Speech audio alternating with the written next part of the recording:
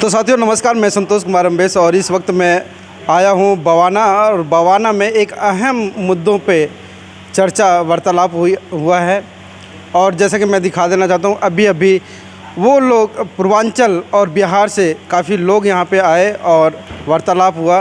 वो क्यों बैठक बुलाई गई, वो राजेंद्र यादव जी से हम मिलवाने वाले हैं। और राजेंद्र यादव जो यहाँ पे अभी उन्होंने एक संबोधन किया और तमाम पूर्वांचल और बिहार से आए हुए लोग उनके बीच में उन्होंने अपनी बातें और समस्या हाँ यस।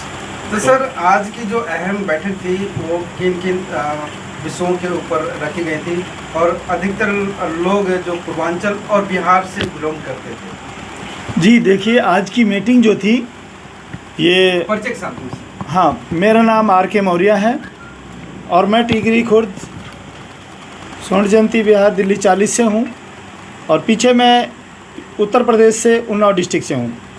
तो यहाँ मैं दिल्ली में देख रहा हूँ कि 80 से 90% जो लोग हैं फैक्ट्रियों में काम करते हैं या असंगठित लोग हैं, वो ज़्यादा से ज़्यादा ये यूपी और बिहार से हैं।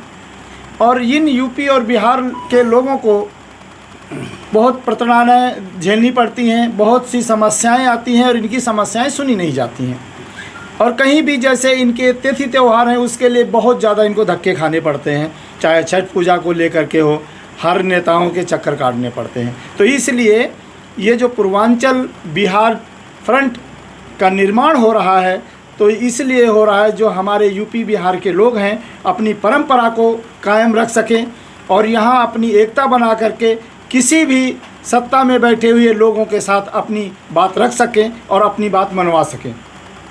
राजेंद्र यादव जी, आपके पास आपसे एक अहम प्रश्न ये है कि जो पूर्वांचल और ज़्यादातर बिहार के लोग प्रवासी बन करके आते हैं, विभिन्न क्षेत्रों में जाते हैं जहाँ पे उनकी जीविका चल सके। वैसे दिल्ली में भी है, और क्या उनके लिए क्या योजना लाना चाहते हैं भविष्य के लिए, कैसे वो अपने आप को परिवर्तन कर सकते हैं? पत्रकार साहब, आपको मैं बता दूं कि जैसे आपने कहा कि प्रवासी, तो एक प्रकार प्रवासी जो है ये शोषण का भाषा है, खासकर सरकार का भाषा, सरकारी भाषा। जी।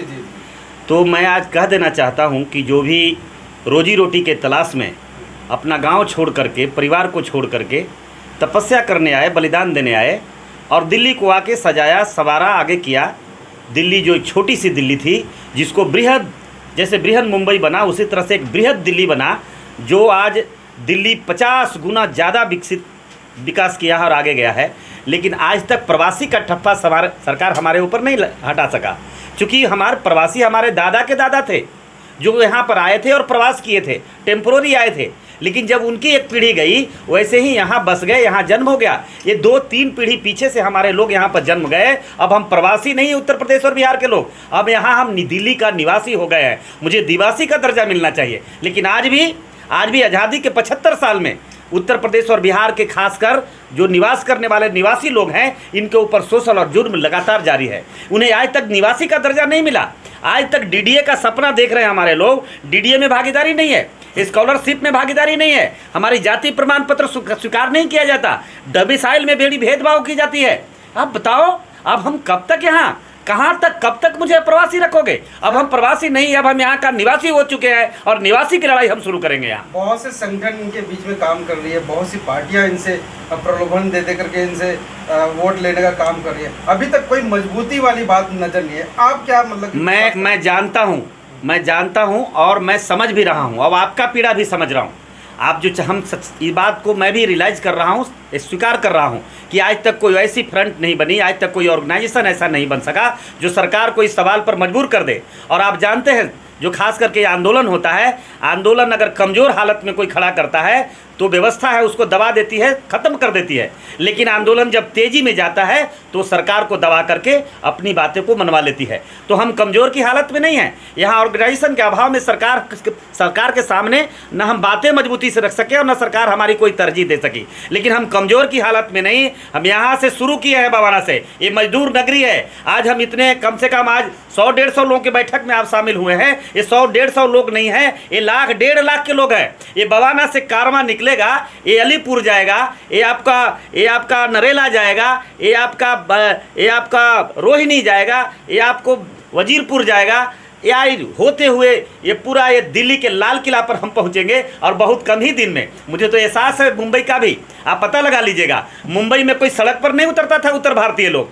कोई यूपी बिहार का आदमी आज तक मुझे बता दे बिरहा और नाच के सिवा कि कोई वहाँ आंदोलन कर ले। लेकिन मेरे नेतृत्व में पता लगा लीजिएगा कि दिल्ली मुंबई के अंदर जहाँ राज ठाकरे भाषाई आंदोलन चलाता था, बिहारी और युक्त भैया पूछ पूछ की जहाँ मारता था, वहाँ महाराष्ट्र का जॉर्ज साहब के बाद सबसे बड़ा आंदोलन रखा है, जहाँ पूरी सैटेलाइट मीडिया 2 दिन राजेंद्र सिंह यादव को दिखाते रहा है, लाठी डंडा की बरसात को दिखाया है। देखिएगा, पता कर लीजिएगा। और यहाँ भी मैं कह रहा हूँ ये शुरुआत बड़ी अच्छी है, ये बड़ी अच्छी शुरुआत है कि आज ऐसे ऐसे महानुभाव हमारे साथ हैं, ऐसे ऐसे लोग हैं जो बिल्कुल निर्विवाद है, बेदाग हैं, जिनके अंदर कोई दाग नहीं है। अब सारी दुनिया ये जानती है, जो लोग खासदार बन के गए, जो खासम खास बन गए, जो हमारा वोट लिया, धोखा दिया, हमारे साथ जुर्म किया, गलत किया, लेकिन यहाँ पर जो जितने खासदार थे दागदार हो गए, लेकिन एक भी दागदार चेहरा यहाँ पर नहीं है। नए फ्रेशर हैं, नए उभरते हुए लोग हैं, नौजवान लोग हैं, जिनके अंदर सोच एक ही है कि दिल्ली में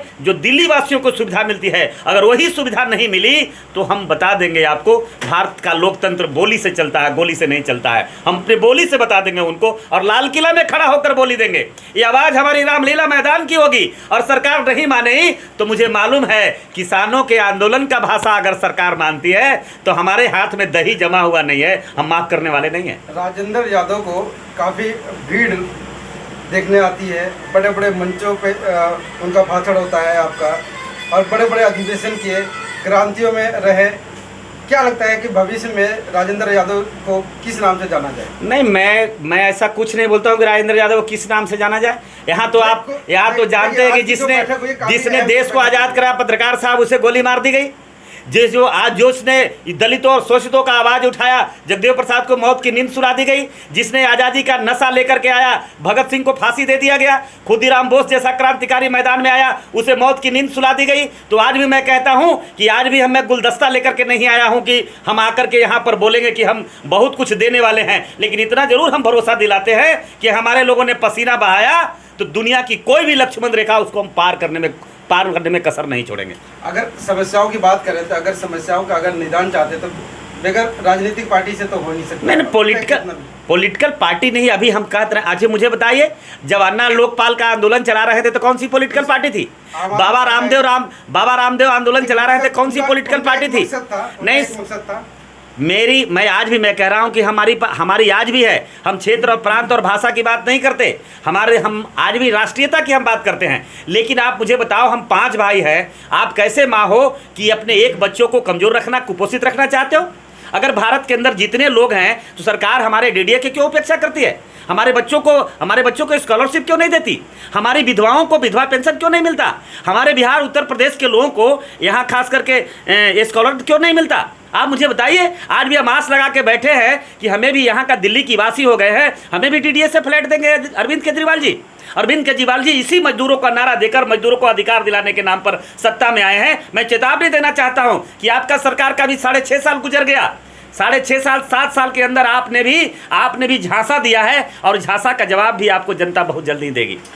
अगर संगठन के कैसे मतलब नहीं, तो मैं संगठन ही तो कर रहा हूँ। मैं आज भी मैं कहता हूँ, बाबा साहब ने एक सूत्र दिया, ये पूरे दुनिया जानता है कि अगर कोई भी परिवर्तन की आग आपके अंदर है तो सबसे पहले उस विषय में आप शिक्षा ज्ञान प्राप्त करें, ज्ञान प्राप्त करें, और ज्ञान प्राप्त अगर हो जाए तो आप ऑर्गेनाइजेशन का काम करें। हम बिल्कुल ज्ञान प्राप्त कर लिए हैं, ऑर्गेनाइजेशन की प्रक्रिया में आगे बढ़ गए हैं। जिस दिन ऑर्गेनाइजेशन मेरी तैयार हो जाएगी उस दिन झंडा लेके, हम डंडा लेके लोकतंत्र के मंदिर पर, लोकतंत्र के रास्ते पर खड़ा होकर हम आगाज कर देंगे, लड़ाई की शुरुआत कर देंगे। आपका संगठन मजदूरों के साथ कैसे काम करेगी?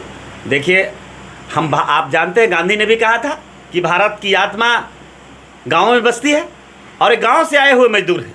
मजदूरों के साथ आज मुझे बताइए कि आज भी मजदूर 9,000, 8,000, 7,000 में इसी शहर में काम करता है। पत्रकार साहब, आप जरा जा करके सर्वे करिए कि महीना नहीं लगता इन मजदूरों को घर में, परिवार को, बच्चों को इलाज और बच्चों को स्कूल का फीस नहीं जुटता, नहीं दे पाता। आज भी ये बच्चे ये सारे सरकार के दावे झूठे हैं, खोखले हैं। आज भी मजदूरों के साथ जो हो रहा है हम समझता है बहुत बड़ा अन्याय है, बहुत बड़ा जुर्म है, और सरकार बिल्कुल उदासीन है, सरकार की कोई किसी तरह की कोई दिलचस्पी नहीं है। मैं उसका बिल्कुल निंदा करता हूं। लेकिन मजदूरों का जहां तक सवाल है तो मैं नहीं कह रहा हूं कि बहुत जल्दी ही मैं जादू की छड़ी चला दूंगा, लेकिन मजदूर अगर जिस दिन खड़ा हो जाएंगे तो उनकी छठी की दूध भी याद हो जाएगी।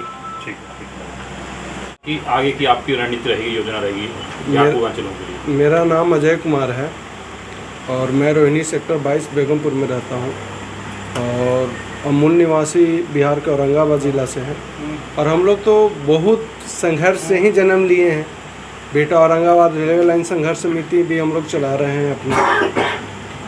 दिल्ली में भी मिथिलांचल पूर्वांचल छठ सेवा समिति के नाम से हमारा संघर्ष चल रहा है। और एक फ्रंट जिस चीज़ की तलाश थी वो बड़े भैया राजेंद्र यादव जी के मार्गदर्शक में बहुत से हैं। अमरिंदर भैया कुशवाहा जी हैं, ये भी हैं सर, बहुत से लोग। और तो सारे लोग चले गए, 150-200 की संख्या में जितने लोग आए हुए थे सारे लोग मिलकर एक पूर्वांचल बिहार फ्रंट तैयार करेंगे।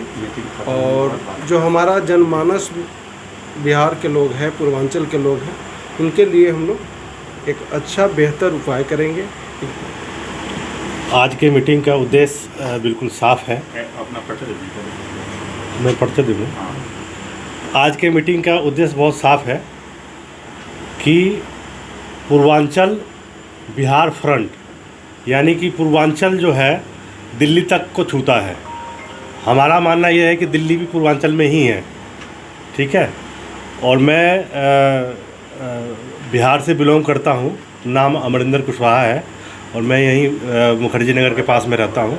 और पूर्वांचल बिहार फ्रंट से मैं बिल्कुल प्रभावित हूँ और अथाह संभव हमसे जो भी होगा हम साथ देने का प्रयास करेंगे। धन्यवाद।